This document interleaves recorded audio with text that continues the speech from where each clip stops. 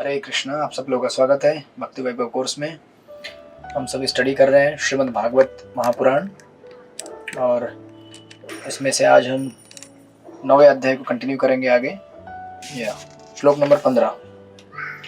यत्र धर्म सुतो राजा गदा पाणिरवृकोदर कृष्णस्ति गांडीवं चापम सिहुत कृष्ण ततो विपत्। ओह, अपरिहार्य काल का प्रभाव कितना आश्चर्यजनक होता है।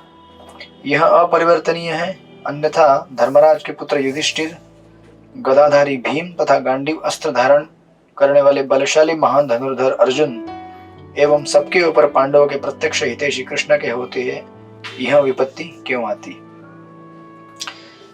तो इसका विश्लेषण यहाँ पे भीष्मदेव कर रहे हैं युधिष्ठिर महाराज के सामने कि जो भी घटनाएं उनके साथ हुई हैं कुरुक्षेत्र के युद्ध से जुड़ी हुई और हस्तिनापुर के साम्राज्य के विस्तार के हेतु ये सब क्यों हुई है, उसका यहाँ पे उत्तर दे रहे हैं युधिष्ठिर महाराज को भीष्मदेव। और उसी कड़ी में बतलाते हैं कि आपके पास बहुत सारी फेवरेबल सिचुएशंस थी, लेकिन इन फेवरेबल सिचुएशंस में भी अनफेवरेबल चीज़ें आपको दिख रही है। एक्चुअली अनफेवरेबल मतलब अपेरेंटली अनफेवरेबल है, अनफेवरेबल नहीं है।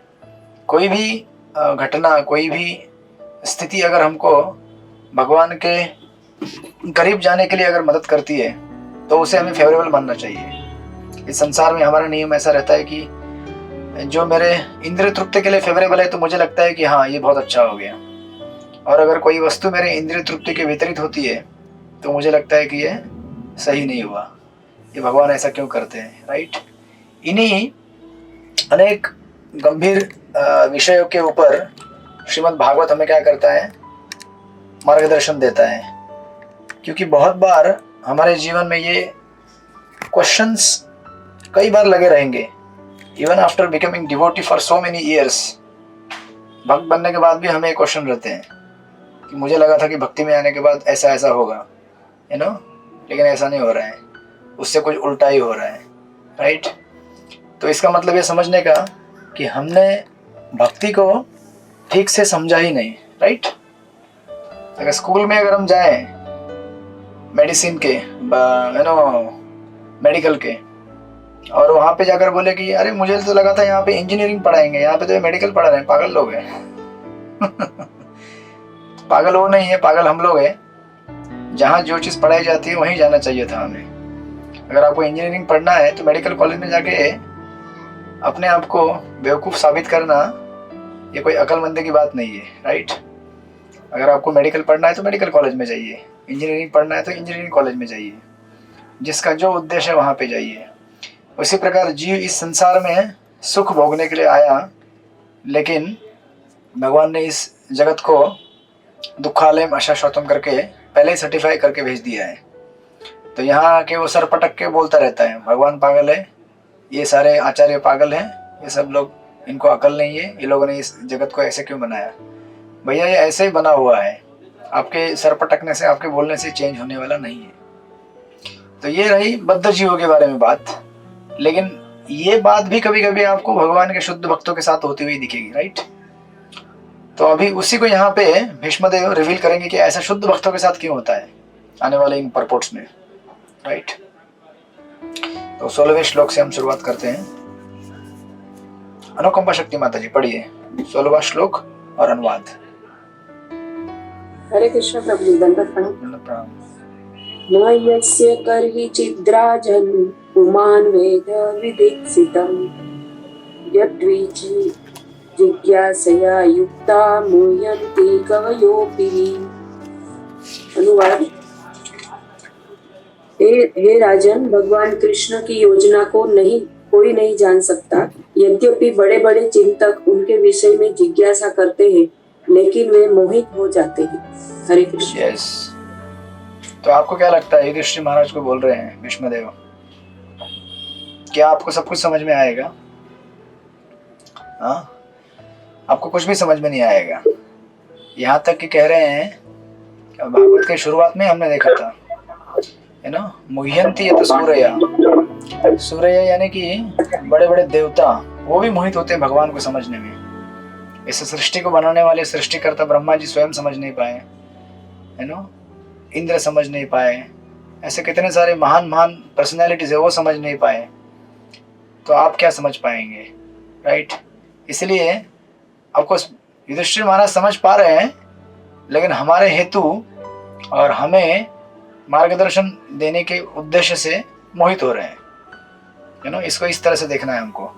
ऐसा नहीं कि युधिष्ठिर महाराज भ्रमित हो गए थे, वो तो भगवान के शुद्ध भक्त होकर भी भ्रमित नहीं हो सकते। अर्जुन भी भगवत गीता के शुरुआत में भ्रमित होते हुए दिखते हैं, वो भ्रमित नहीं थे, लेकिन हमारे हेतु वो भ्रमित हुए हैं, राइट। तो युधिष्ठिर महाराज को भीष्मदेव कहते हैं कि भगवान की योजना को कोई नहीं जान सकता, आज तक ना कोई जान पाया है ना कोई जान सकेगा। क्यों? क्योंकि भगवान, अगर कभी कभी ऐसा लोग सोचते हैं कि मैं सब कुछ जानना चाहता हूं, अगर आप सब कुछ जानोगे तो आप भगवान नहीं बनोगे क्या? लोग ये इस चीज के ऊपर तर्क करते हैं कि मुझे सब कुछ जानना है, यू नो। नॉलेज के लिए इस दुनिया में कितना यूनिवर्सिटीज खोला गया है, कितना रिसर्च होता है, कितना क्या क्या होते रहता है, just because people want to know everything. एक थर्स्ट रहता है, एक, क्योंकि वो हमारा स्वभाव है, राइट, सच्चित आनंद। तो हम लोग ज्ञान अगर कोई ऐसा आध्यात्मिक मिलता है या फिर कोई भी, तो उससे हम बहुत ही प्रफुल्लित हो जाते हैं, क्योंकि हमारा स्वभाव है ज्ञान में बने रहना। लेकिन इसकी भी एक सीमा है, हम एक सीमित तक ही ज्ञान प्राप्त कर सकते हैं, उसके आगे ज्ञान नहीं प्राप्त कर सकते। इस बात को हमें समझना है। श्रीमद् भागवत के प्रथम स्कंद के इन शुरुआत के अध्यायों में हमें क्लियर किया जा रहा है कि भागवतम पढ़ने के बाद आप भागवत के बहुत बड़े अधिकारी नहीं बनने वाले हो। जैसे कि बाहर लोग कहते हैं मास्टर ऑफ साइंस या मास्टर ऑफ आर्ट्स, जो भी कहते हैं उसे मास्टर ऑफ कहा जाता है, राइट। यहाँ पे हम मास्टर नहीं बनने वाले, हम दास बनने वाले हैं। हमें उस हद तक ज्ञान मिलेगा और समझ में आएगा जिस हद तक हमारे लिए जरूरी है ये समझना कि हम सेवक हैं, राइट। तो भागवत के अधिकारी आप बनेंगे उसको ग्रहण करने के लिए, लेकिन उस सीमा तक जहाँ तक आपके लिए जरूरी है समझना कि आप भगवान के दास हो। अदरवाइज लोग इस संसार में तर्क वितर्क करते रहते हैं कि जब तक मुझे परफेक्टली मालूम नहीं पड़ेगा भगवान कौन है, कैसे है, ये दुनिया क्या है, तब तक मैं भगवान को शरण नहीं जाऊंगा, है ना। आपने देखा होगा ऐसे कई लोग तर्क वितर्क करते हैं। तो उनको ये भागवत के पन्ने पढ़ने चाहिए, यहाँ पे जो दिए हुए हैं परपोर्ट से प्रभुपाद के और आचार्यों के जो टीकाएं हैं, और स्वयं भीष्मदेव जो बोल रहे हैं एक आचार्य के रूप में कि भगवान को नहीं समझ सकते आप। अरे ऐसा समझने लगे पूरा तो आप ही भगवान बन जाओगे, और भगवान हर कोई नहीं बन सकता, भगवान एक ही है, राइट। तो इस बात को समझ लो कि भगवान की योजना को कोई नहीं जान सकता। यद्यपि बड़े बड़े चिंतक उनके विषय में जिज्ञासा करते हैं, लेकिन वे मोहित हो जाते हैं। जितना भी जिज्ञासा करो और मोहित होते रहेंगे। ये मिस्ट्री है। भगवान को समझना हमारे लिए कतई संभव नहीं है। वो तो भगवान अपनी कृपा से कुछ अपने रहस्य हमको रिवील करते हैं, तब हमें पता चलता है, थोड़ा बहुत रिवील कर देते हैं हमको, राइट। इसीलिए देखिए, एक तरीका होता है इंसान का, एक तरीका होता है भगवान का, और दोनों का तरीका अलग अलग होता है। ways of God are actually totally different than the ways of man, right? इंसान अपनी एक सोच से सोचता है, भगवान अपनी सोच से सोचते हैं। और जो भगवान की सोच के साथ अपनी सोच को अलाइन करता है, सामंजस्य लाता है, वो भगवान का भक्त कहलाता है, राइट। और जो सामंजस्य लाने का प्रयास नहीं करता है वो भ्रमित हो जाता है। ऐसा क्यों हो रहा है मेरे साथ, संसार में ऐसा क्यों होता है, मेरे जीवन में ऐसा क्यों होता है, ये सब प्रश्न उसको इतने भ्रमित कर देंगे कि वो किसी भी हद तक अपने आप को तो छोड़ दो, भगवान को तो छोड़ दो, अपने आप को भी समझ नहीं पाएगा। बाकी संसार को समझना तो अलग ही बात है। इतने सालों से, इतने सेंचुरीज से लोग रिसर्च करते आ रहे हैं, तथाकथित जो वैज्ञानिक बने हुए हैं, चलो ठीक है, उन्होंने कुछ आविष्कार किए, उसका लाभ उठा रहे हैं हम लोग। लेकिन कितना भी प्रयास करें, लेकिन ज्ञान के अंत तक पहुंच पाना कठिन है, राइट, असंभव है। हम कुछ हद तक ही समझ सकते हैं, इस बात को हमें एक्सेप्ट करना पड़ेगा। इसी को उदाहरण लीजिए ना, ऐसे जीवन में कितनी घटनाएं होती है, हमारे जीवन काल क्रम में ऐसी बहुत सारी स्थितियां आती हैं कुछ घटनाएं हो जाती है, जैसे से फॉर एग्जांपल अगर किसी को कुछ गंभीर बीमारी हो जाए, या फिर किसी का कोई रिश्तेदार गुजर जाए, या फिर हमारे ऊपर ऐसी कुछ चीज़ें आ जाए, बहुत बड़ा एडवर्सिटी या कैलेमिटी आ जाए, उन चीज़ों को हम रिवर्स नहीं कर सकते, बराबर। उस समय हमें क्या करना पड़ता है, चुपचाप एक्सेप्ट करना पड़ता है कि ये चीज़ मैं रिवर्स नहीं कर सकता। अब जो मेरे हाथ में है मैं वो कर सकता हूँ। मेरे हाथ में क्या है, हरे कृष्णा कृष्ण कृष्ण हरे हरे, हरे राम राम राम हरे हरे। किसी स्थिति के प्रति रोते रहने से, चिल्लाते रहने से वो स्थिति बदलने वाली नहीं है। हाँ, लेकिन अगर आप भगवान नाम लोगे तो हो सकता है कि आपको ऐसे जगह पे लेके जाया जाए जहाँ पे वो स्थिति उत्पन्न ही ना हो। हम लोग, जैसे मैंने ये उदाहरण शुरुआत में दिया आपको, उसी उदाहरण को याद रखिएगा। मेडिकल कॉलेज में जाके इंजीनियरिंग पढ़ाई करने का प्रयास हम कर रहे हैं, वो नहीं होगा। असंभव है वो बेटा। आपको जो चीज़ जिस चीज़ के लिए बनी हुई है वहीं पे जाना पड़ेगा। जहाँ जो चीज़ उपलब्ध नहीं है वहाँ रह के उस चीज़ के लिए जिद करना, ये पागलपन है, बेवकूफ़ी है। ऐसे आप जन्म जन्मांतर अपने आप को मूर्ख साबित कहलाते रहोगे। इसलिए बुद्धिमान मनुष्य क्या करते हैं, जब जीवन में ऐसी स्थितियाँ आती है जहाँ पे सिचुएशन को हम रिवर्स नहीं कर सकते, उस समय इंसान को ये समझना चाहिए कि सिचुएशन में नहीं बदल सकता। इसे केवल मुझे क्या करना है, टॉलरेट करना है, सहन करना है। अब आप बोलेंगे ठीक है, बोलने में तो बहुत आसान लगता है, लेकिन सिचुएशन लाइफ में जब आती है तो ऐसे ऐसे प्रसंग आपको ऐसा झटका देंगे, भागवत के श्लोक भी याद नहीं आने वाले आपको उस समय। सहन करना तो दूर छोड़ दीजिए, क्योंकि जीवात्मा इस संसार में क्या करने के लिए आया है, प्रतिकार करने आया है, भगवान के नियमों का प्रतिकार करने आया है। और जब तक हम लोग बहुत ही सिंसियर, सीरियस भक्तों के संग में नहीं रहते, तब तक हमारा भ्रमित होना निश्चित है, गारंटीड।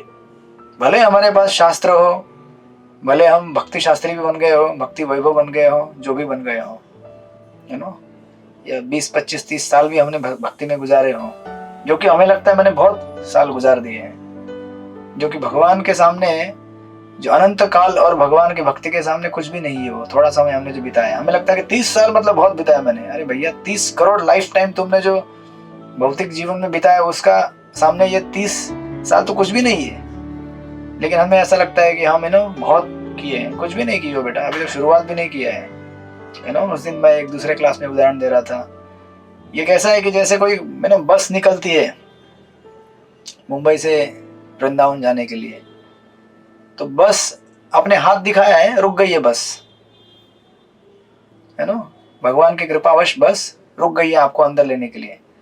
तो अभी आप जस्ट एक पैर बस में रख रहे हैं, फिर सोचते हैं कि बराबर है क्या बस है, चढ़ू क्या। 30 साल हम ऐसे गुजार रहे हैं, मैं बस में जाऊं, चढ़ू, उतरू, जाऊं, उतरू, जाऊं। बस वाला बोला जल्दी कर भैया, जल्दी कर। दूसरे पैसेंजर पीछे से चिल्ला रहे हैं, हमको आगे बढ़ना है। ड्राइवर हॉर्न मार रहा है, कंडक्टर चिल्ला रहा है, बोला जल्दी जल्दी चलो, और हम लोग ऐसे खड़े हैं, मैं अंदर जाऊं नहीं, बाहर रहूं, क्या करूं क्या करूं। और इतने में पीछे से क्या होता है, गौरवंते आते हैं, धक्का देते, जाओ अंदर। नित्यानंद प्रभु आके धक्का दे देते जोर से, और जाके जोर से हम लोग गिर जाते हैं किसी के गोद में, किसी भक्त के गोद में। बोलता है, हरे कृष्णा प्रभु जी, वेलकम, बैठिए, आपका सीट यहाँ पे आरक्षित रखा हुआ है, आपके लिए रखा हुआ था, आप इतना इंतजार कर रहे हैं, इतना देखिए, बैठे यहाँ पे। अब अगर उसने उस बात को मान लिया कि हाँ यार, मेरा सीट तो पहले से रिजर्व रखा हुआ था, और ये सब मेरे फ्रेंड लोग हैं, ये मेरे को अच्छी जगह लेके जाएंगे, वृंदावन नहीं जा रहे हैं सब लोग, ये लोग ताजमहल नहीं जा रहे। ये वृंदावन जाने वाले हैं, तो मैं बैठ जाता हूँ, राइट। ये हमारा संघर्ष चलता रहेगा, इसी को कहते हैं अनर्थ निवृत्ति। ये जो फेज है, जो 9 स्टेजेस हैं भक्ति के, आदो श्रद्धा तथा साधु संग, तथा भजन क्रिया, इसमें जो उसके बाद अनर्थ निवृत्ति होती है। जो अनर्थ निवृत्ति सबसे लंबा फेज होता है भक्त के, साधक के जीवन का। और अनर्थ निवृत्ति उस मात्रा में हमारी होगी जिस मात्रा में हम बहुत ही सिंसियर और सीरियस भक्तों के संग में सराउंडेड हैं, उनके साथ बने रहते हैं हम लोग। तो अभी आपको मिल गया सीट, आपके बाजू में भक्त भी बैठे हैं, तो अभी चॉइस आपके ऊपर है कि कैसे गाड़ी में बिहेव करना है। एक लड़ाई झगड़ा किया तो कंडक्टर गाड़ी से उतार देगा, है ना, बोलेगा ये पैसेंजर बहुत हल्ला करता है, यू नो, इसको गाड़ी से निकाल दो बाहर। तो कई बार ऐसा होता है, हमको गाड़ी से बाहर निकाला जाता है, यू नो, फिर लेकिन पीछे एक और नेता खड़े रहते हैं, प्रभुपाद जैसे आचार्य खड़े रहते हैं, वो जाने नहीं देते। प्रॉब्लम ये है। गाड़ी से बाहर निकाल दिए भी जाए, लेकिन वो लोग खड़े रहते हैं, बोलते नहीं इसको अंदर ले लो। अंदर कोई भक्त बोलता है बहुत परेशान करता है ये, टॉलरेट, सहन करो। आपके लिए भी किसी ने कुछ साल पहले सहन किया था, इसलिए आप उस सीट पे अभी शांति से बैठे हुए हो। आप इनके लिए सहन करो, है ना। तो इस तरह से ये परंपरा है हमारी सहन करने की, राइट। तो कभी कभी ऐसा होगा, हमारे साथ रहने वाले कुछ वक्त हमको परेशान करेंगे, उनके अनर्थ हमें सहन करने पड़ेंगे, लेकिन हमें ये भी याद रखना चाहिए कि हमारा भी अनर्थों को किसी ने कभी सहन किया होगा, राइट। तभी तो आज हम इस पायदान पे पहुंचे हैं, भागवतम पढ़ रहे हैं, जपा कर रहे हैं। अगर हमारे अनर्थों को किसी ने सहन नहीं किया होता, है ना, हमें त्याग दिया होता, तो आज हम इस स्टेज पे नहीं रहते, क्योंकि हमारी अपनी खुद से कोई योग्यता है नहीं भक्ति करने की। ये तो भक्तों ने योग्यता बना के दी है हमको, लेकिन हम भूल जाते हैं इस बात को बार बार। प्रभुपाद कहा करते थे, प्रभुपाद के शिष्य प्रभुपाद को कहते थे कि प्रभुपाद हमारा क्या क्वालिफिकेशन था, हम लोग भक्ति में आए। प्रभुपाद ने कहा कि तुम्हारा कोई भी क्वालिफिकेशन नहीं था, सोचो मत ऐसा कभी। क्वालिफिकेशन मैंने बनाया तुम लोगों का, आप लोगों को एलिजिबल बनाया मैंने आपको इस बस में बैठे रहने के लिए, इस्कॉन के, राइट। तो ऐसा होगा कभी कभी हमारे अनर्थ होंगे या दूसरों के अनर्थ होंगे, लाइफ में सिचुएशन ऐसा रिवर्स आएगा, है ना। कभी ऐसा लगेगा कि मैं क्यों बैठा हूँ इस बस में, उतर जाता हूँ, है ना, मेरे घर में ये प्रॉब्लम हो रहा है, मेरे पड़ोसी के पास ये प्रॉब्लम चलता है, देश में ये प्रॉब्लम चल रहा है, कभी कोरोना आएगा, कभी कोरोना जाएगा, है ना, कभी पॉलिटिकल इंस्टेबिलिटी रहेगी, ऐसे हजारों चीज़ें संसार में चलती रहती हैं। लेकिन हमारा शाश्वत स्वभाव हमें भूलना नहीं चाहिए। हमारा शाश्वत स्वभाव है, हम कृष्ण के नित्य दास हैं, और उसको हमें कैरी ऑन करते रहना चाहिए, बाकी चीज़ों को सहन करते हुए, क्योंकि भगवान कैसे प्लान बनाते, क्या बनाते, हमें समझ में नहीं आएगा। हालांकि हमारे आचार्य हमेशा रिवील करते हैं कि भगवान का अंतिम उद्देश्य होता है कि हम उनके पास जाएं, भगवान धाम में जाएं। इसलिए मैंने देखिए लास्ट टाइम एक आई थिंक महाराज के लेक्चर का एक क्लिप डाला था, आपको मैंने बताया भी था कि भगवान क्या करते हैं। कभी कभी हम लोग क्या करते हैं ना, एक पर्टिकुलर स्टेज में आके स्टकअप हो जाते हैं वहीं पे। हम सोचते हैं कि इसके आगे नहीं बढ़ना है मेरे को, अभी मेरा दीक्षा हो गया, सोलहमाला हो गया, है ना, अभी मैं ऐसे शांत रहूंगा।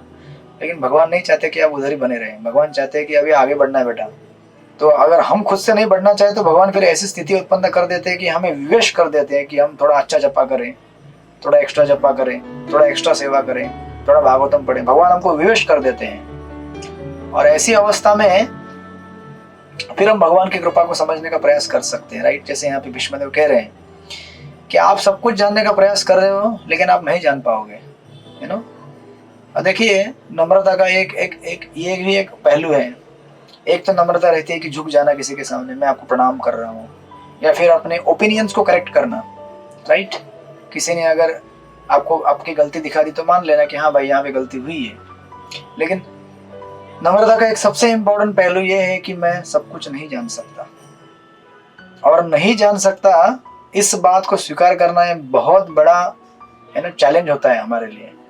क्योंकि हमें लगता है कि ऐसा कैसे मैं जान नहीं सकता, है ना, मैं बड़ा विद्वान हूँ, मैं समझदार हूँ, पढ़ा लिखा हूँ, मैं जान सकता हूँ, ऐसा हमें लगता है। लेकिन वास्तविक स्थिति ऐसी है कि हम कुछ भी नहीं जान सकते, और इस चीज को स्वीकार करना, है ना। और ऐसा नहीं है कि आज अगर मैंने कुछ चीज जान लिया तो, है ना, भविष्य में भी बहुत सारी चीजों को जानते रहूंगा। ये अनसर्टेनिटी हमेशा रहेगा, है ना, ये अनसर्टेनिटी हमेशा रहेगा कि ऐसी कई चीजें हमारे जीवन में आएंगी, ऐसी कई घटनाएं, ऐसे कई लोग आपके जीवन में आएंगे जिनको हम नहीं समझ सकते, राइट। तो ये अनसर्टेनिटी के साथ हमें रहना पड़ता है। अभी भी अनसर्टेनिटी है ना लाइफ में, क्या होगा कल किसी को पता है क्या? कुछ नहीं पता है ना, फिर भी हम जीवन जीते हैं ना, ऐसे ही मजबूर हैं जीने के लिए, क्योंकि इस तरह से संसार बना हुआ है। आप कुछ नहीं कर सकते उसको। इस संसार को भगवान ने ऐसा बनाया है कि आपको हेल्पलेस कर देगा, विवश कर देगा। जैसे प्रभुपाद कहते थे ना हिंदी लेक्चर में, मैंने आपको कई बार कहा है इंसान बूढ़ा नहीं होना चाहता, लेकिन प्रकृति उसे चुपचाप बूढ़ा बना देती है।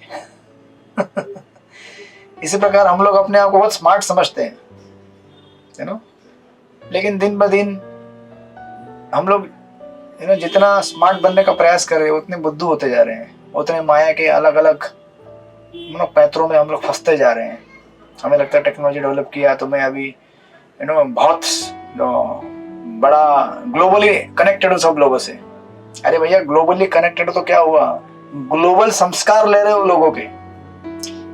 दुनिया के किसी एक पार्ट में कुछ चीज हो रही है, उसको आपके क्या लेने देना है?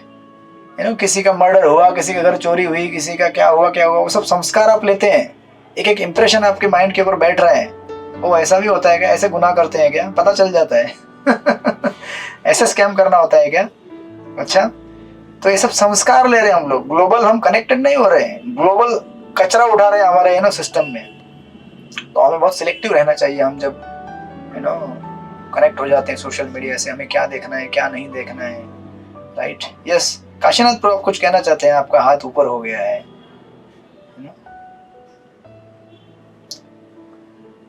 ओके, ब्रेक के बाद कहेंगे शायद, रिकंसाइल कर रहे हैं कुछ चीजों को। तो ऐसी चीजें संसार में चलती है, राइट? और साधक के जीवन में सबसे इम्पोर्टेंट है अनसर्टेनिटी। यस प्रभु जी, यस बोलिए। यस सर, करना मैनेजमेंट बोल दिया, बोलिए ना आप कुछ। आपका और हमारा संपर्क नहीं हो पा रहा है, कुछ तो कनेक्शन में प्रॉब्लम है। तो पांडु सखी माता जी, आप उधर ही है ना? हाँ, अभी आवाज आ रही है, बोलिए। प्रभु जी, जैसे आपने अभी बताया था कि भगवान हमें विवश कर देते हैं, मतलब किसी किसी को, मोस्टली सबको ही करते हैं, 95% सबको विवश कर देते हैं ऊपर चढ़ने के, आगे बढ़ने के लिए भक्ति में। यस, तो प्रभु जी फिर अगर विवश कर देते हैं तो ठीक है, पर फिर उनका समाज के साथ क्यों विवशता हो जाती है कि समाज में भी उनको मतलब प्रॉब्लम आती है? वो तो भौतिकता में आते हैं, जब वो भौतिकता में प्रॉब्लम आती है तो वो दुर्गा देवी का इंचार्ज होता है।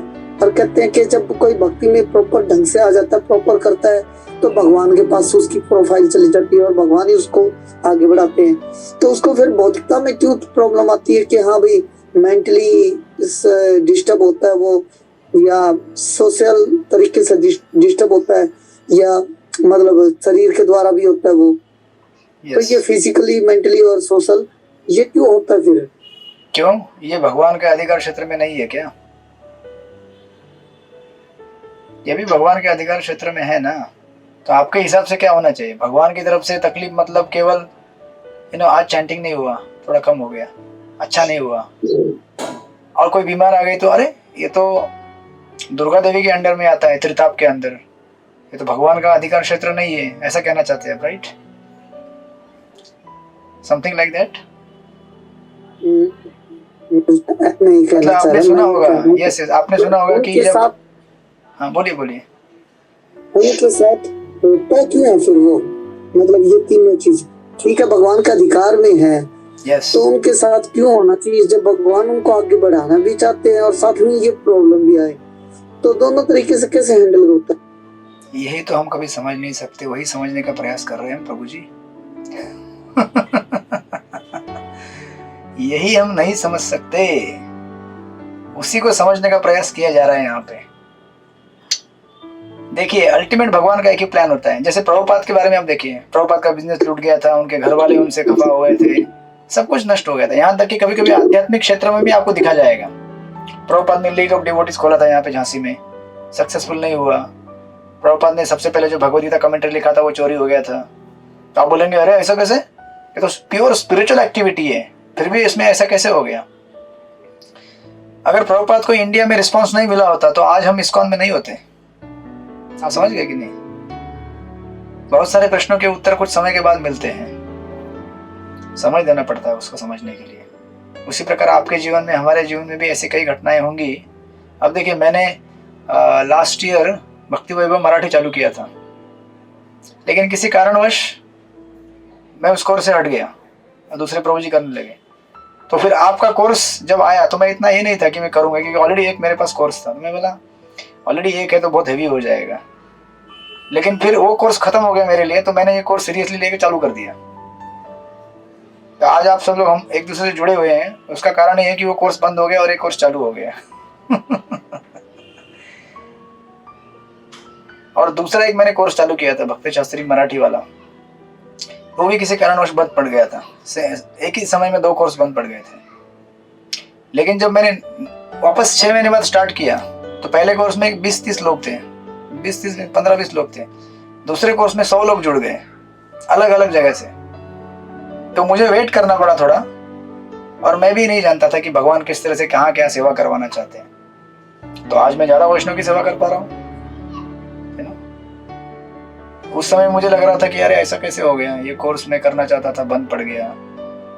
मैं अब उस समय अगर मैं प्रतिकार करने का प्रयास करता और मैं यहाँ वहाँ कंप्लेंट कर देता, ऐसा क्यों हुआ, ऐसा क्यों, वैसा क्यों हुआ, तो मामला और बिगड़ सकता था। तो मैंने क्या किया, कुछ नहीं किया।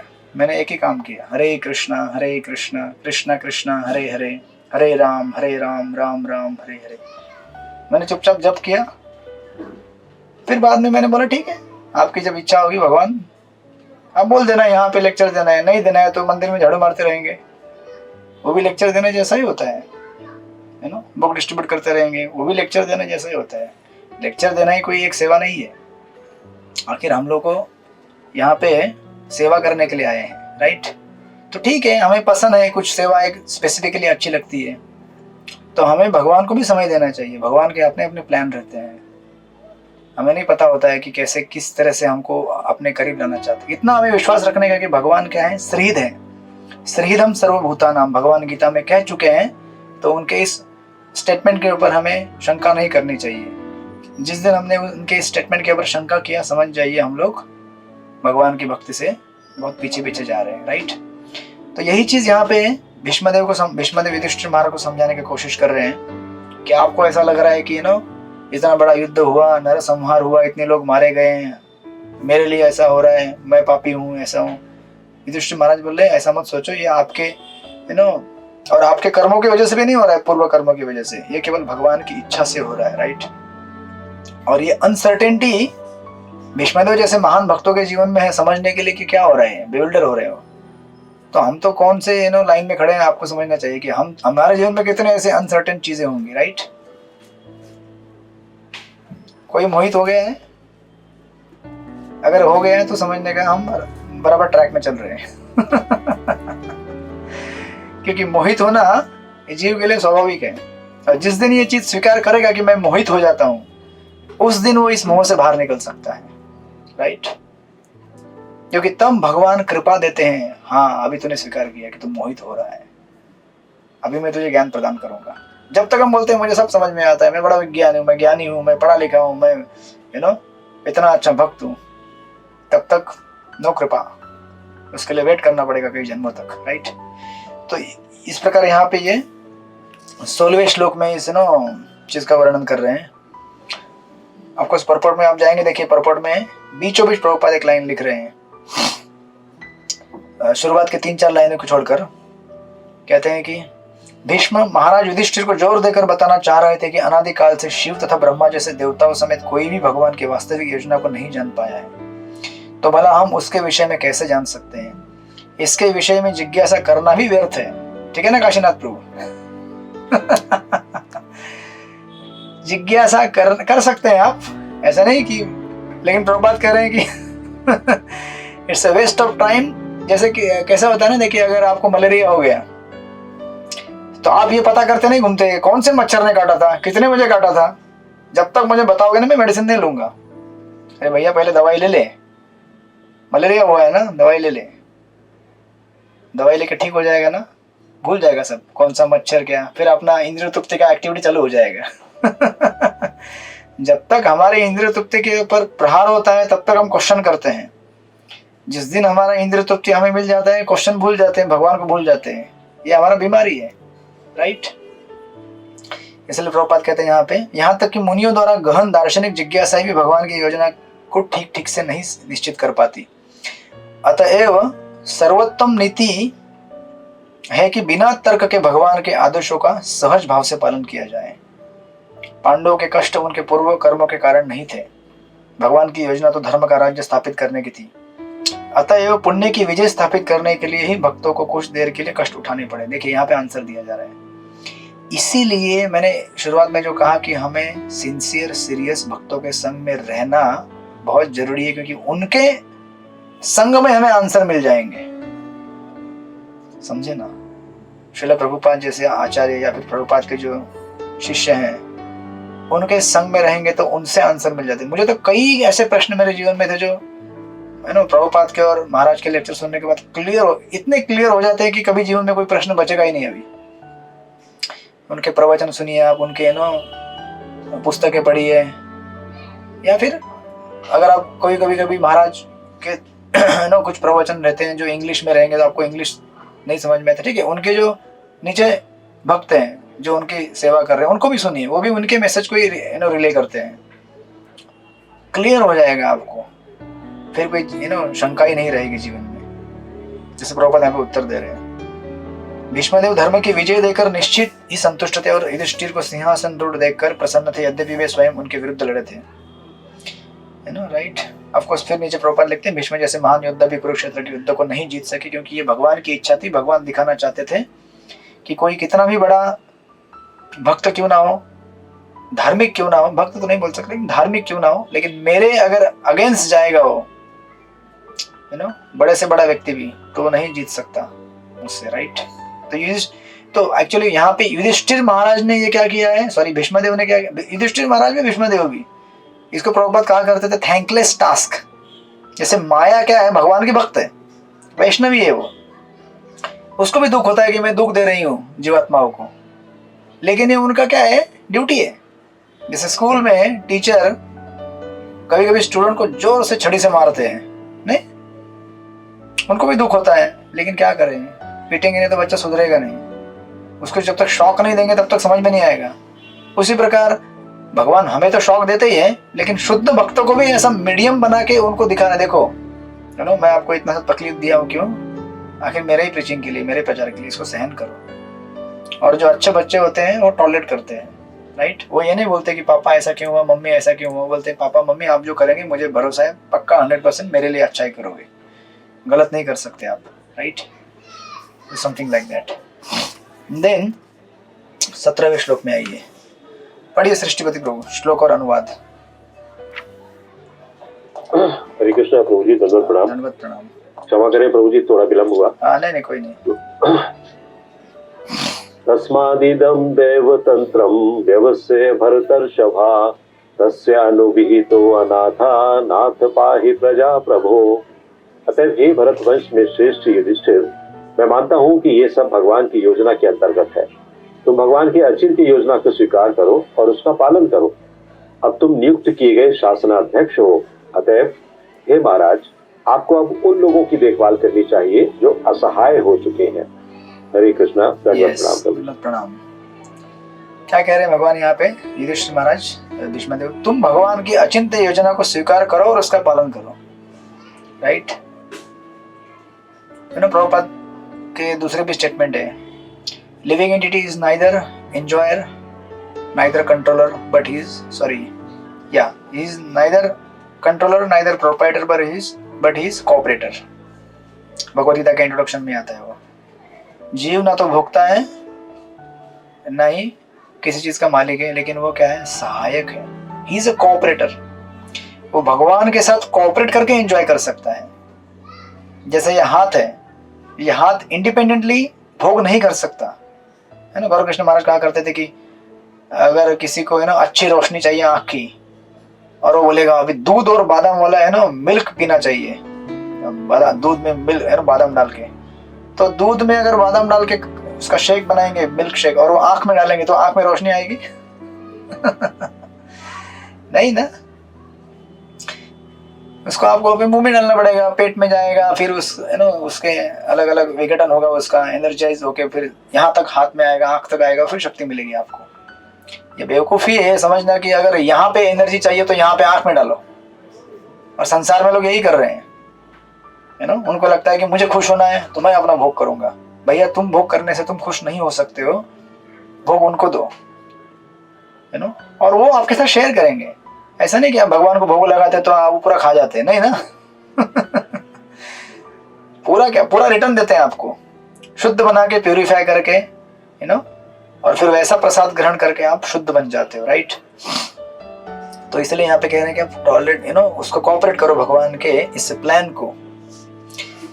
तो लाइफ में क्या होगा, बहुत बार आपके सामने ये स्थिति खड़ी हो जाएगी, क्या, ऐसे अनेक अनेक अनेक आपको बैटल्स सामने आएंगे कि ये सिचुएशन में क्या हो रहा है समझ में नहीं आ रहा है, ये सिचुएशन में क्या हो रहा है समझ में नहीं आ रहा है, यहाँ पे क्यों हो रहा है समझ में नहीं आ रहा है, डिवोटी के लाइफ में ऐसा क्यों हो रहा है। काशीनाथ प्रभु ऐसा प्रश्न पूछेंगे फिर। कम से कम भक्त के जीवन में ऐसा नहीं होना चाहिए। हमने सुना था कि भक्ति मतलब सुसुखम कर तुम अव्ययम, भक्ति शास्त्र में पढ़ाया गया था हमको। तो सुसुखम क्यों नहीं है, अव्ययम तो लग रही है, सनातन काल के लिए चल रहे, लेकिन सनातन काल के लिए दुख मिलेगा हमको। भगवान कृष्ण ब्रजवासियों को छोड़ के चले गए, बोले मैं आता हूँ, बाद में कभी आए नहीं। हम भी भक्ति में आए, पहले हमसे दोस्ती किया, फिर ठेंगा दिखाए, बोले अभी अकेले में करो, छोड़ दिया तुमको, अभी मैं तुम्हारा हाथ पकड़ के जपा नहीं करवा सकता तुमसे, क्योंकि हम सबको एक ना एक दिन बड़ा होना है ना। We have to grow in our life, we have to grow in our devotion. बच्चे बन के नहीं रह सकते हमेशा, राइट। तो ऐसा स्थिति आएगा तो फिर ये प्रपोर्ट्स पढ़ने का यहाँ पे आकर, ठीक है ना। और देखिए प्रभुपाद का यहाँ पे, या तो फिर ऐसे बैटल्स अलग अलग आएंगे, तो अपनी एनर्जी इसमें वेस्ट करने के बजाय कि ऐसा क्यों होता है वैसा क्यों होता है, ये समझने में वेस्ट करने के बजाय सिंपली क्या करने का, जैसे भी सिचुएशन है उसको जितना भी बेस्ट पॉसिबल हम कर सकते हैं भक्ति, उसमें भक्ति करने का प्रयास करने का, यू नो। क्योंकि जो भी हम भक्ति के लिए करेंगे वही हमारे साथ रहने वाला है। बाकी जो तर्क वितर्क या फिर स्ट्रगल करेंगे उस चीज को जानने के लिए, समझने के लिए, तो वो हमारा केवल समय का अपव्यय है। जैसे किसी को अगर कैंसर हो गया है, आपने देखे होंगे कई कैंसर डिवोटीज को कैंसर होके गया है, यू नो। तो अगर वो रोता रहेगा दिन भर रात भर, ऐसा हुआ है वैसा हुआ है, ऐसा क्यों हुआ, समय केवल जा रहा है उसका, एक एक मिनट। अभी कैंसर केवल उनको नहीं, हम सबको कैंसर हुआ है, राइट। हम सब मृत्यु के पास में जा रहे हैं और हमारा एक एक क्षण, एक एक मिनट, एक एक टाइम हमारा जाता जाता है, टिक टिक करके खत्म हो रहा है। तो instead of just trying to understand कि ऐसा क्यों एनालिसिस करने के बजाय, हमको ऑलरेडी शास्त्र का कंक्लूजन दिया है आचार्यों ने, यू नो, कि हमें भगवान की भक्ति करनी चाहिए, भगवान का नाम श्रवण करना चाहिए। हरे कृष्णा कृष्ण कृष्ण हरे हरे, हरे राम राम राम हरे हरे। भगवान का नाम स्मरण कीजिए और जो भी बेस्ट पॉसिबल आप सिचुएशन का एडजस्ट कर सकते हो कीजिए, आगे बढ़िए। Don't remain there stucked up. क्या होता है ना कि जो पानी रहता है ना, पानी जो, अगर पानी में बहाव बंद हो जाए, जो पानी एक ही जगह पे स्थिर रहता है उसमें बहुत सारे जंतु बैक्टीरिया पैदा हो जाते हैं, नहीं। उसी प्रकार अगर हमारा माइंड भी एक ही जगह स्टक हो जाएगा, एक पर्टिकुलर सिचुएशन में फंस जाएगा, तो उधर से फिर बहुत सारे अलग अलग यू नो विचार आने चालू हो जाएंगे, अच्छे बुरे सब। इसलिए कहते हैं ना कि यू नो, जिसलिए जो पानी बहता रहता है दैट इज ऑलवेज फ्रेश, उसमें कुछ कचरा जमा नहीं होता है या फिर उसमें कुछ जीवाणु कीटाणु पैदा नहीं होते, राइट। उसी प्रकार हमें चलते रहना है भक्ति में, एक जगह स्टकअप मत हो जाइए, या तो फिर उसी जगह उस सिचुएशन से आसक्त हो सकते हैं आप, या फिर उसके नेगेटिव इन चीज़ों से प्रभावित हो सकते हैं। आगे बढ़िए। और प्रभुपाद एक्चुअली पर्पट में एक सुंदर उदाहरण दे रहे हैं। एक कहा होता है कि गृह स्वामिनी अपने पुत्री को शिक्षा देते हुए पुत्र वधू को सिखाती है, राइट। आपने सुना होगा ये उदाहरण कई बार, आपके घर में भी आपने कई बार एग्जाम्पल आजमाया होगा, नहीं। आपके घर में अगर डॉटर इन लॉ रहेगी तो बहू, सनातन कलेदी माता यहाँ बोल रही है। बाकी लोगों के घर में अभी आना बाकी रहेगा, तो ट्रेनिंग ले लीजिए पहले प्रभुपाद के पर्पट्स में से, कि आपके पास अगर बहू है तो बहू को अगर सिखाना है तो डायरेक्टली नहीं सिखाया जाता। बहू गुस्सा हो जाएगी, बोलेगा अच्छा अभी अभी आई हूँ, आते ही नखरे चालू, है ना। आजकल तो क्या कोई इतना टॉलरेट कर ही नहीं पाता। तो सास भी जानती है, बहू भी जानती है, दोनों को पता रहता है कि संभल के रहना है। तो कभी कभार अगर ज़्यादा नमक डाल दिया सब्जी में, है ना, ज़्यादा तीखा कर दिया, तो सासू माँ डायरेक्ट बहू को नहीं बोलती है, बेटी को बोलती है ना। बेटी को चिल्लाएगी जोर से, तेरे को समझ में नहीं आता, ऐसे खाना बनाते। हाँ, अब खाना किसने बनाया, बहू ने बनाया, चिल्ला किसको रही है, बेटी को।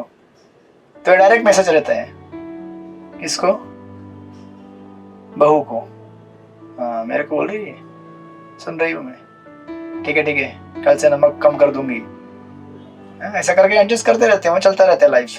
फिर एक बार धीरे धीरे अगर पैचअप हो जाएगा अच्छा, तो फिर आगे जीवन बढ़ता रहेगा, राइट। तो वैसे ही यहाँ पे अभी हम सब लोग क्या है, जो नए भक्त रहते हैं वो बहू जैसे हैं, है ना। गाड़ी में एंट्री करने का प्रयास कर रहे हैं, जाऊं मैं गाड़ी में, नहीं जाऊं, जाऊं नहीं जाऊं। पीछे से धक्का दे देते दूसरे भक्त और गौर नहीं था, जाओ अंदर, धड़ाम से जगह गिर जाते हैं। अच्छा सेवा करना है क्या इधर, ओके सेवा करते रहो।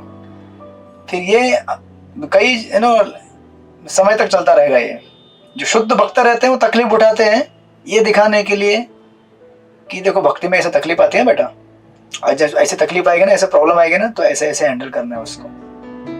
वो खुद के उनके जीवन में कुछ प्रॉब्लम नहीं है, लेकिन भगवान जानबूझ के प्रॉब्लम डाल देते हैं कि देखो अगर प्रॉब्लम आएगी तो ऐसे उसको रिस्पॉन्ड करना है, राइट। क्योंकि अभी देखिए ना, महाभारत के युद्ध में जो रोल भीष्मदेव ने प्ले किया वो हम में से कोई भी नहीं कर सकता। मैं एक भक्त हूं लेकिन मैं भगवान के खिलाफ लड़ाई करूंगा। कर सकते हो आप, कर सकते हो, जिस दिन हम शुद्ध भक्त बन जाएंगे कि भगवान जो भी बोलेंगे मैं करने को रेडी हूं।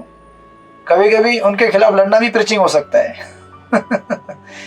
प्रीचिंग ऐसा नहीं कि उनके साथ ही रह के मैं फेवरेबल रह के उनकी बात मानकर प्रचार करूं, नहीं, उनके अगेंस्ट रहकर भी मैं भक्ति कर सकता हूं। वो युधिष्ठिर भीष्मदेव ने दिखाया कि मैं उनके खिलाफ लड़ा हूं लेकिन मैं उनका अनन्य भक्त हूं। देखो मैं इसी को कहते हैं शरणागति, सरेंडर। अगर मैं सही में सरेंडर हूं, जो बोलेंगे करने के लिए रेडी हूं मैं। बहुत ही हाई ऑर्डर है, हम में से कोई इमिटेट नहीं कर सकता, ना उस सोच तक पहुंच सकता है। हमारी मुश्किल से 16 माला पूरी हो जाए, 4 नियम पालन हो जाए, थोड़ा भागवतम पढ़ाई हो जाए, बस ये जन्म के लिए इतना कोटा काफी है। ऐसा एक जन्म में, इस जन्म तक करते रहेंगे ना, तो फिर हम कुछ बोल सकते हैं कि हाँ अगले जन्म में थोड़ा जपा और बढ़ा सकता हूँ मैं।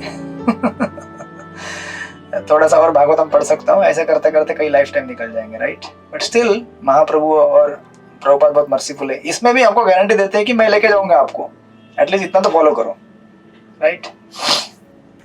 तो ऐसे प्रभुपाद यहाँ पे सुंदर परपोर्ट दे रहे हैं। भक्त को भगवान से कुछ नया नहीं सीखना होता, क्योंकि भगवान निष्ठावान भक्त को उसके भीतर से शिक्षा देते हैं। जैसे घर में अगर डॉक्टर रहेगी तो डॉक्टर को मालूम रहता है मेरे मम्मी डैडी कितना नमक लेते हैं और मेरे भैया जो है वो कितना नमक लेते हैं, सब कुछ मालूम रहता है उसको, राइट। उसको सिखाने की जरूरत नहीं है, लेकिन माँ जानबूझ के उसी को सिखाएगी। क्यों? बहू को सिखा नहीं सकते डायरेक्टली, बहू नाराज हो जाएगी। माँ भी जानती है, बहू भी जानती है, इसलिए दोनों मिलजुल के काम करते हैं। सनातन कालीन माता जी। बराबर ना? राइट। यस, इसलिए देखिए प्रभुपाद आगे क्या लिखते हैं। प्रभुपाद लिखते हैं वहां पे, अतएव जब भी भक्त को शिक्षा देने का प्रदर्शन किया जाता है, जैसा कि भगवद गीता के उपदेश में हुआ है, तो यह कम बुद्धिमान मनुष्य को शिक्षा देने के लिए होता है। अतएव भक्त का धर्म है कि वह भगवान द्वारा प्रदत्त विपत्तियों को आशीर्वाद मानकर सह ले। देख लीजिए काशीनाथ प्रभु, भक्त बनना बहुत डिफिकल्ट है प्रभु जी। मतलब भक्त का अटार लेना बहुत आसान है, तिलक लगाना, धोती कुर्ता पहन लेना, कंठी माला पहन लेना बहुत आसान है, लेकिन भक्त जैसा जीवन जीना। देखिए अभी आप बोलेंगे यार प्रकृति के द्वारा तो प्रहार कम हो गया, काम क्रोध लोभ मोह ये सब खत्म हो गया, तो सोचा था कि अभी मैं मुक्त हो जाऊंगा, लेकिन अभी भगवान एक्शन में आ जाते हैं। भगवान बोलते हैं कि अभी माया का काम खत्म हो गया, अभी मेरा काम चालू हो जाएगा आपके ऊपर, क्योंकि मैं आपको कैसे इस्तेमाल करना चाहता हूँ मेरे पर्पस के लिए, ये मैं ही जानता हूँ, आप नहीं जानते। और कभी कभी आपको अच्छा इस्तेमाल करेंगे तो हमें रेडी रहना चाहिए कि भगवान मुझे इस्तेमाल कर रहे हैं अभी, प्रीचिंग के लिए, किसी की सेवा के लिए, किसी को एग्जाम्पल दिखाने के लिए, राइट। भ्रमित नहीं होना चाहिए। इसलिए प्रभुपाद के तात्पर्य बहुत ही सुंदर है यहाँ पे जो दिए गए हैं शुरुआत में, राइट। एंड देन पढ़िए पांडु सखी माता जी, पढ़िए 18वां श्लोक।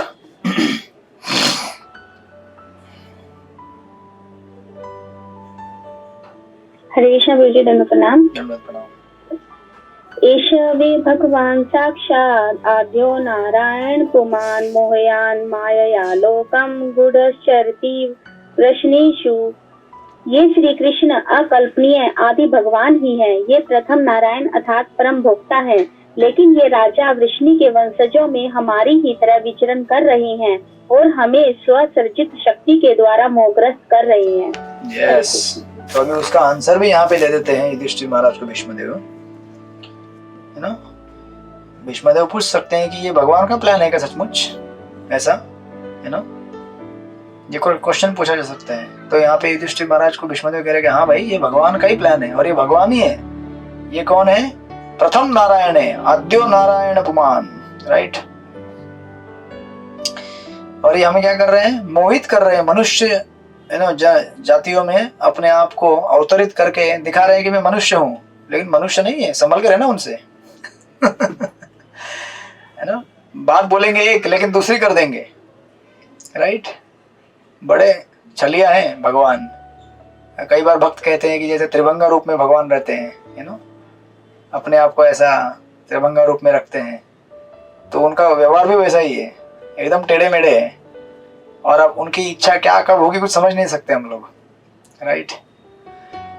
तो ऑफकोर्स यहाँ पे एक फिलोसॉफिकल चीज बताई गई है इस परपोट में, और लंबा परपोट है, बट जस्ट मैं आपको एक चीज समरी में बताता हूँ कि प्रभुपाद परपोट में कह रहे हैं कि आजकल हम लोग क्या करते हैं कि तथाकथित जो वैज्ञानिक हैं, जो विज्ञानी हैं, हम सोचते हैं कि ये विज्ञानी लोग क्या है, इन्होंने जो रिसर्च किया है, ये जो इन्होंने जो हमें बताया समझा है, ये सही है, एकदम बढ़िया है, हम उनके ऊपर विश्वास रखते हैं। लेकिन जब अध्यात्म की बात आती है तो हमें विश्वास नहीं होता है।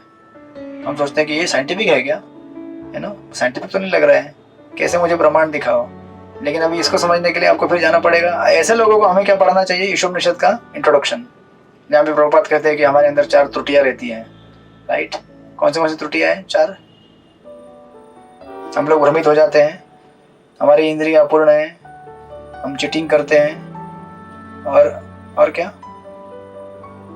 मिस्टेक करते हैं हम लोग, राइट, वी कमिट मिस्टेक्स। ऐसे 4 हमारे अंदर त्रुटियां होते हुए हम लोग कैसे चीजों को समझ सकते हैं या फिर कोई अच्छा निर्णय दे सकते? नहीं दे सकते ना। तो प्रभुपाद कह रहे हैं कि संसार में, देखिए प्रभुपाद लिखते हैं वहां पे, लेकिन वैदिक सत्यों के विषय में उन्हें विश्वास करने की शिक्षा दी जाती है, विश्वास न करने की शिक्षा दी जाती है। यदि वे उसे स्वीकार भी करते हैं तो भी उसकी विभिन्न प्रकार से व्याख्या करते हैं। प्रत्येक व्यक्ति वैदिक ज्ञान की प्रत्यक्ष अनुभूति करना चाहता है, लेकिन मूर्खतावश वह इससे इनकार करता है। इसका अर्थ यह हुआ कि गुमराह व्यक्ति जिस एक प्रमाण पर विश्वास कर सकता है वह है विज्ञानी, किंतु वह वेदों के प्रमाण को अस्वीकार कर देता है।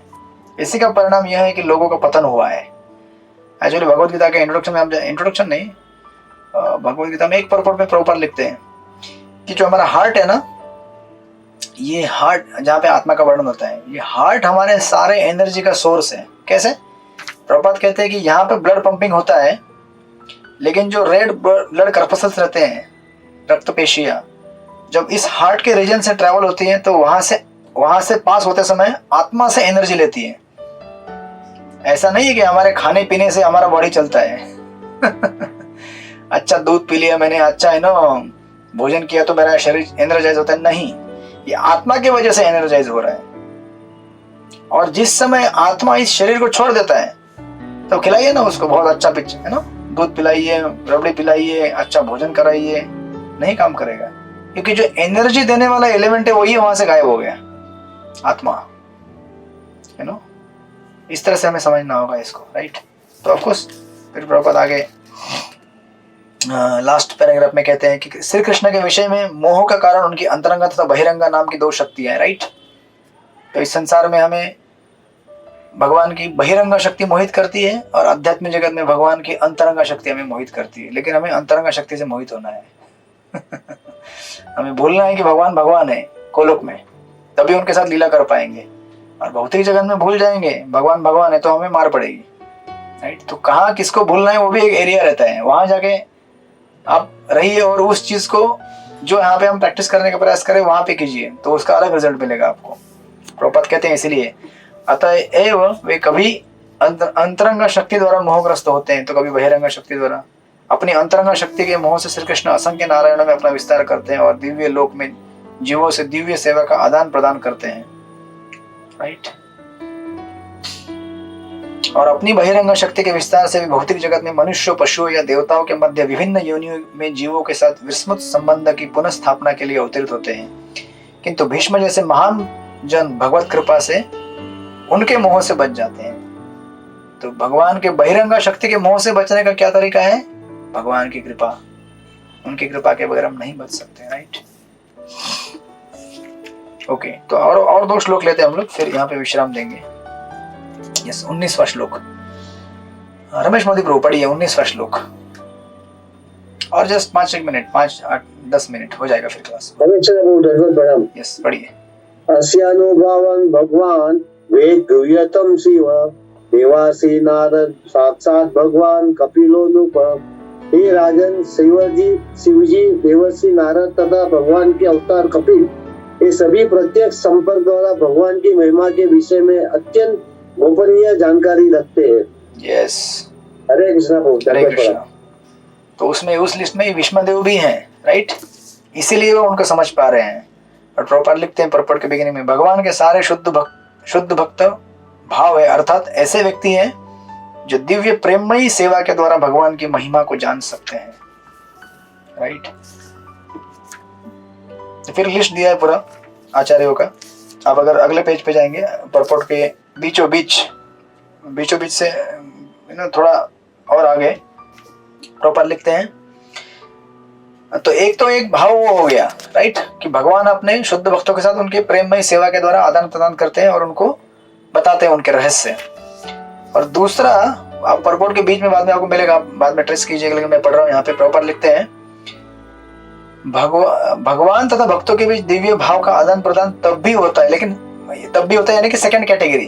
कौन सी कैटेगरी है? तब भी होता है जब भगवान भक्तों पर विपत्ति ढाते हैं। ठीक है, प्रॉपर लिखते हैं, भगवान कहते हैं मैं मेरे भक्तों को संकट में डालता हूँ और इस प्रकार मेरे साथ दिव्य भाव के आदान प्रदान से भक्त अधिक शुद्ध होता है। भक्त को भौतिक विपत्तियों में डालकर उसे मायामय भौतिक संबंध से उद्धार करने की आवश्यकता होती है, राइट? ये भौतिक संबंध भौतिक भोग के आदान प्रदान पर आधारित है और यह भोग भौतिक साधनों पर निर्भर करता है। अतः जब भगवान इन भौतिक साधनों को छीन लेते हैं तब भक्त भगवान के प्रेम भाव की ओर 100% आकृष्ट होता है। इस प्रकार भगवान पतितात्माओं को संसार के कीचड़ से बाहर निकालते हैं। भगवान के द्वारा भक्तों को प्रदत्त विपत्तियां पाप कर्मों से उत्पन्न विपत्तियों से भिन्न है, राइट? काशीनाथ प्रभु यहाँ पे आंसर दिया है और एक बार, कि हमारे ऊपर जो विपत्तियां आती हैं, भक्त के ऊपर जो सरेंडर्ड है भगवान को, जिसने भगवान का नाम संकीर्तन शुरुआत किया है, भगवान का जप चालू कर रहे हैं, भगवान को अर्पित प्रसाद ले रहे हैं, भक्तों के साथ में रह रहे हैं, उसके जीवन में आने वाले संकट माया के द्वारा दिए गए नहीं है, वो स्ट्रेट कृष्ण से आते हैं। इसीलिए जब ऐसे प्रॉब्लम आए तो माया के पास मत जाइए, कृष्ण के पास जाइए क्योंकि माया इसका उत्तर दे नहीं पाएगी, क्योंकि ये माया ने दिया ही नहीं है, ये भगवान ने दिया है। भगवान के पास जाइए, है ना, भगवान ठाकुर जी इसको उत्तर देंगे, बोलेंगे बेटा मैंने क्यों दिया है मैं बताता हूँ, लेकिन पहले थोड़ा टॉलरेट कर ले कुछ समय के लिए, right? Something like that, yes. And then finally proper लिखते हैं वहां पे, भगवान की ये सारी महिमाएं ब्रह्मा, शिव, नारद, कपिल, कुमार तथा भीष्म जैसे महाजनों को ज्ञात रहती है, जैसा कि ऊपर उल्लेख हो चुका है, और मनुष्य उनकी कृपा से ही इन्हें ग्रहण करने में समर्थ होता है, राइट? एंड देन श्लोक नंबर 20, बरसाना किशोरी माता जी पढ़िए 20 नंबर का श्लोक। हरे कृष्णा। दंडवत यम मन्यसे नतुलेय प्रियं मित्रं सुहृत्तमं अकरो सचिवं दूतं सौहृदात् दत्त सारथिं। हे राजा, ज्यांना केवळ अज्ञानामुळे तू आपला मामी भाऊ, प्रिय मित्र, श्रेष्ठ हितचिंतक मानलेस आणि नंतर मंत्री, दूत आणि स्नेहभावामुळे सारथी बनविलेस, ते हे साक्षात पूर्ण पुरुषोत्तम भगवान आहेत। हरे कृष्ण। यस, तो युधिष्ठिर महाराज के बारे में भगवान क्या कह रहे, देखिए, एक तो पिछले श्लोक में एक लिस्ट आया महाजनों का, तो कभी कभी हमें ऐसा लग सकता है कि जब कभी किसी भक्त का लिस्ट अनाउंस होता है, नाम है ना भक्तों का, कि इन भक्तों को है ना एंट्री मिला है, जैसे अभी हमारे यहाँ ड्रामा फेस्टिवल हो रहा है ना, ड्रामा फेस्टिवल करते हैं स्टेज पे, यहाँ पे भक्त लोग, तो टिकट मिलता, तो पहले टिकट किस किस को मिला है, क्या मेरा नाम भी उस लिस्ट में है क्या? सबसे पहले हम अपना नाम देखते हैं मेरा नाम लिस्ट में है कि नहीं भाई। लेकिन यहाँ पे युधिष्ठिर महाराज को विष्णुदेव कह रहे कि भैया तुम्हारा नाम लिस्ट में क्या, तुम्हारा भगवान के साथ तो स्पेशल संबंध रहा है, इतने जो महाजन है उनका तो संबंध है उनके साथ, लेकिन आप उनसे भी आगे निकले हुए हो, इस बात को भूलो मत युधिष्ठिर। आपने क्या किया है, अपना ममेरा भाई, अपना अत्यंत प्रिय मित्र, सुभेशी, मंत्री, दूत, उपकारी इत्यादि इत्यादि रूप में आप उनके साथ विचरण किए हैं। तो आपका कितना बड़ा सौभाग्य है, राइट। इस बात को भूलिए मत आप, क्योंकि कभी कभी क्या होता है कि इंटीमेसी में हम लोग भूल जाते हैं व्यक्ति का महानता, राइट। ये हमारे बारे में युधिष्ठिर महाराज इंटीमेसी में भूल रहे हैं, वो भगवान की इच्छा से। कभी कभी हम लोग क्या होता है ना कि कोई सन्यासी सीनियर अपने पास आते हैं, कोई सीनियर वैष्णव आते हैं, हम उनके साथ सेवा करते हैं, रहते हैं, तो हमें लगता है कि अच्छा ये भी ऐसे सोते हैं क्या। तो भैया वो ऐसे नहीं सोएंगे तो कैसे सोएंगे, है ना। उनका भी बॉडी वैसे ही है जो बना है भौतिक तत्वों से, लेकिन आध्यात्मिक है, इस बात को हम भूले नहीं। लेकिन वो भी खाते हैं, वो भी पीते हैं। अगर वो अलग व्यवहार करे तो हमें अचंभा हो जाएगा ना, अरे ये ऐसा खाते हैं प्योर डिवोटी, और मैं ऐसा खाता हूँ। ऐसा खाने वाला प्योर डिवोटी होता है ना। तो ऐसा नहीं सोचना चाहिए हमें कि प्योर डिवोटी मतलब हवा में ऐसा उड़ता है, वो नहीं, वो हवा में रहते हैं लेकिन उनके पैर जमीन में रहते हैं। इसीलिए ताकि हम लोग हमारे स्तर पे आके हमको समझाने का प्रयास करते हैं। वो तो ज्यादा इंटीमेसी कभी कभी हो जाती है तो हम लोग उनको भूल सकते हैं। हम सोचते हैं कि अच्छा वो भी ऐसे खाते हैं, वो भी ऐसे रहते हैं, है ना, तो फिर उनमें मेरे में क्या फर्क है, ऐसा हमें लग सकता है कभी कभी। इसलिए बहुत सावधान रहना चाहिए। हम जब सीनियर वैष्णव की सेवा करते हैं, अपने गुरु महाराज के पास में जाते हैं, बहुत सावधान रहना चाहिए, क्योंकि इंटीमेसी में हमसे अपराध हो सकते हैं। हम सोच सकते हैं कि वो मेरे जैसे ही है, तो मुझे भी आता है ना जब करना, वो भी जब करते हैं। अरे भैया लेकिन भाव में फर्क है ना है ना। जैसे प्रभुपाद कहते हैं ना वो स्टोरी पुनर्मोक्षिक भव, है ना। एक व्यक्ति के पास एक चूहा उसको परेशान कर रहा था, तो साधु के पास आया, बोला एक चूहा परेशान कर रहा है। तो साधु ने बोला कि ठीक है। तो उसने बोला कि मुझे कुत्ता बना दो, कुत्ता बन गया, है ना। सर एक व्यक्ति को परेशान कर रहा था, तो उसको धीरे धीरे बनते बनते बनते शेर बन गया वो। फिर साधु की तरफ देखने लगा। साधु बोला क्या प्रॉब्लम है भाई, क्यों देख रहे हो। बोला आपको खाना है अभी तो समझ गए साधु महाराज, बोले कि ठीक है तुम वापस चूहा बन जाओ, पुनर्मोक्षिक भव, जो थे ना वैसे के वैसे बन जाओ। तो ऐसा हमारे साथ कभी हो सकता है। तो युधिष्ठिर महाराज के बारे में ऐसा इसलिए हो रहा है क्योंकि युधिष्ठिर महाराज भगवान की इच्छा से मोहित हो रहे हैं, राइट। वो हमारा जैसे नहीं है कि हम कभी चूहे थे, बाद में है ना बिल्ली बन गए, कुत्ता बन गए, फिर बाद में शेर बन गए, फिर बोले अच्छा मैं अभी देखता हूँ आपको, है ना। नहीं ऐसा नहीं, राइट। तो यहाँ पे आपको प्रपट में लिखते हैं, श्री कृष्ण यद्यपि पांडवों के ममेरे भाई, मित्र, हितैषी, मंत्री, दूत, उपकारी आदि बने हुए थे, तो भी वे तो पूर्ण पुरुषोत्तम भगवान ही अपनी आयत की कृपावश भगवान ही है। अपनी आयत की कृपावश तथा अपने अनन्य भक्तों पर कृपा जताने के लिए वे सभी प्रकार की सेवा करते हैं। लेकिन इसका अर्थ यह नहीं लगाना चाहिए कि वे उन्होंने परम पुरुष के रूप में अपना पद बदल दिया है। उन्हें सामान्य पुरुष के रूप में सोचना सबसे बड़ी मूर्खता है। तो भीष्मदेव एक्चुअली युधिष्ठिर महाराज को ये चीज नहीं समझा रहे, ये हमें याद रखना है। ये किसको समझा रहे हैं, किसको समझा रहे चित्रलेखा सभी माता जी, हमें समझा रहे, राइट। हाँ, ये नहीं सोचना चाहिए कि अरे बाबा युधिष्ठिर महाराज ऐसे कैसे भ्रमित हो गए। वो भ्रमित नहीं हुए भैया, भ्रमित हम हैं। अभी हम लोग बहू हैं और भीष्मदेव डॉक्टर के रूप में है। डॉक्टर को डांट रहे भगवान, ऐसा करते हैं, भीष्मदेव डांट रहे हैं युधिष्ठिर महाराज को, ऐसा करते हैं, ऐसा नहीं करते। और डांट उनको नहीं पड़ रही है, हमको पड़ रही है। ऐसे भाव में शास्त्र हम समझने का प्रयास करेंगे तो उतरेगा अंदर। अदरवाइज हम सोचते हैं अच्छा वो अच्छी डांट पड़ रही है उसको, नहीं नहीं भैया डांट हमको पड़ रही है राइट, समथिंग लाइक दैट। तो ठीक है, हम यहीं पर विश्राम करते हैं इसको, फिर आगे इसको बढ़ाएंगे अगले क्लास में। हरे कृष्णा। श्रील प्रभुपाद की जय। श्रीमद् भागवत महापुराण की जय।